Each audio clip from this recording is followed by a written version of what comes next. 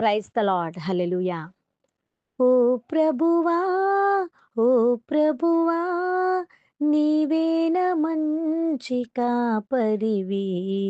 నీవేన మంచి కాపరివి. నీవేన మంచి కాపరివి. నీవేన మంచి కాపరివి.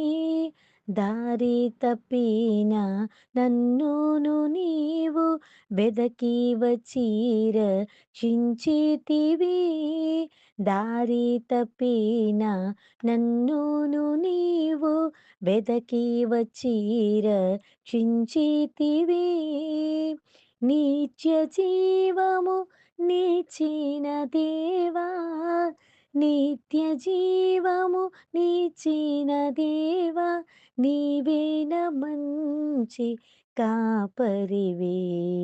నీవేన మంచి కాపరివి. ఓ ప్రభువా, ఓ ప్రభువా, నీవేన మంచి కాపరివి. నీవేన మంచి కాపరివి. అతి సుందరుడా మీకు స్తోత్రం. అమరత్వము గలవాడా మీకు స్తోత్రం. అరుణోదయ నక్షత్రమా మీకు స్తోత్రం. అత్యున్నత సింహాసనమా మీకు స్తోత్రం. అతి మనోహరుడా మీకు స్తోత్రం. నేటి దినము కొరకు ఏర్పాటు చేయబడిన వాక్య భాగము, రక్షింపనేరకయుండునట్లు యెహోవా హస్తము కురుచ కాలేదు. విననేరకయుండునట్లు ఆయన చెవులు మందము కాలేదు. మీ దోషములు మీకును మీ దేవునికిని అడ్డముగా వచ్చెను. యెషయా గ్రంథము 59వ అధ్యాయము 1వ వచనము. దేవాతి దేవుడు తన మరణము ద్వారా లేదా తన నామాన్ని అంగీకరించుట ద్వారా తనను నమ్ముకున్న వారికి ఆయన ఇచ్చే గొప్ప మేలు అండ్ ఏదైనా ఉంది అంటే అది ఆయన అనుగ్రహించు రక్షణ భాగ్యము. ఇక్కడ భక్తుడు అంటూ ఉన్నాడు, రక్షింపనేరకయుండునట్లు ఆయన హస్తము కురుచ కాలేదు. ప్రభు హస్తము కిందున్నటువంటి ఆరోగ్యమును, నీ రెక్కల చాటునున్నటువంటి ఆరోగ్యమును, నీ హస్తము నాకు తోడుగా ఉందయ్యా. యెహోవా హస్తము అతనికి తోడుగా ఉండుట వలన యోసేపు అభివృద్ధి పొందెను అని వాక్య భాగం సెలవిస్తూ ఉన్నది. అన్నల చేత మరి బాధింపబడి ఆ గుంటలో పడవేయబడినప్పటికీ యోసేపును మరలా ఆ దేశమునందు వర్తకులు కొనుక్కునే వారి దేశానికి తీసుకుని వెళ్ళినప్పుడు మరి అంచెలంచెలుగా తాను అభివృద్ధి చెందడాన్ని మనం జ్ఞాపకం చేసుకునవచ్చు. యెహోవాను ఆశ్రయించి, యెహోవాను నమ్ముకుని, యెహోవాను సేవించి, యెహోవా యందు నిరీక్షణ కలిగి ఉన్న వారి పట్ల ఆయన హస్తము కురుచ కాదు అని గుర్తుపెట్టుకోవాలి. విననేరకయుండునట్లు ఆయన చెవులు మందము కాలేదు. ఆయన మనవి వినకపోతే ప్రార్థన ఆలకించువాడా సర్వశరీరులు నీ యొద్దకు వచ్చెదరు అని దావీదు మహారాజు గారు ఏ విధముగా ప్రస్తుతిస్తున్నారో మనము జ్ఞాపకం చేసుకోవలసిన వారమై ఉన్నాము.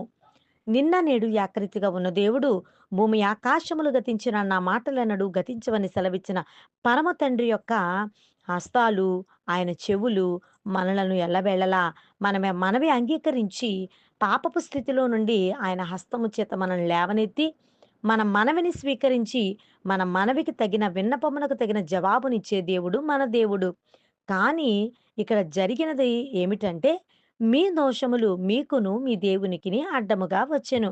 ప్రభువారికి మనకి మన యొక్క మనవి వినపోవడానికి, ఆయన హస్తం మన దగ్గరికి రాకపోవడానికి ఒకటే ఒక కారణం, మన పాపములు. మన పాపములను మనము కడుగుకొని, శుద్ధునిగా చేసుకొని, మరి 51వ కీర్తన నందు వ్రాయబడినట్లుగా, ప్రభువా, దేవా, నా అతిక్రమములను తుడిచివేయి తండ్రి.